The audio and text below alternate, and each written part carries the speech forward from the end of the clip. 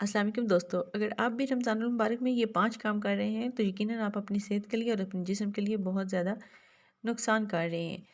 सबसे पहले, अगर आप इफ्तार या खाने के फ़ौरन बाद वर्जिश या जिम करना, कुछ लोग वर्जिश करने के ख़ासी शौकीन होते हैं। इसके साथ साथ उनको ये फ़िक्र भी होती है कि हमने इफ्तार में फ्राइड आइटम ज़्यादा खाया है तो फ़ौरन ही इन कैलोरीज़ को जला दिया जाए। वर्कआउट इफ्तार के फ़ौरी बाद करना आपकी सेहत के लिए नुकसानदेह साबित हो सकता है।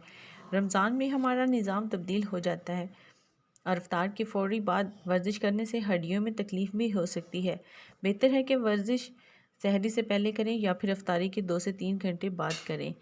इफ्तार में सोडा ड्रिंक्स का इस्तेमाल ख़तरनाक है। पूरे दिन के रोज़े के बाद इफ्तार पहला खाना होता है और इसमें खाली पेट में कोल्ड ड्रिंक्स से पीने से आपके गुर्दों पर असर पड़ सकता है।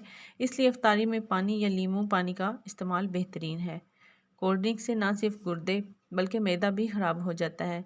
ये मैदे में तेज़ाबियत पैदा करती है और सहरी के लिए भी किसी तरह भी सहरी नहीं छोड़नी चाहिए, क्योंकि 24 घंटे में सिर्फ एक ही टाइम अगर सही खाना खाया जाए तो ये ठीक नहीं होता। इसलिए चाहे दूध का एक गिलास ही क्यों ना हो या एक सादी रोटी क्यों ना हो, ज़रूर खाएं।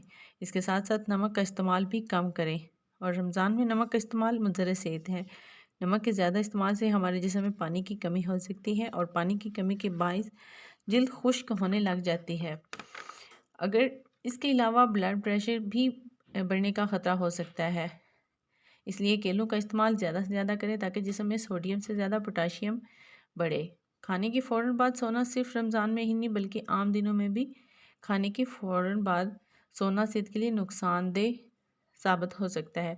रमज़ान में ज़्यादा नुकसानदेह इसलिए भी हो सकता है क्योंकि हमारे जिस्म को खाना बहुत देर बाद मिलता है और दूसरा ये कि इस खाने में फ्राइड चीज़ों का इस्तेमाल काफ़ी ज़्यादा होता है।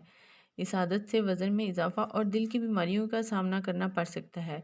कोशिश करें कि सहरी हो या इफ्तारी कम से कम 1 घंटे बाद सोया जाए। Thank you.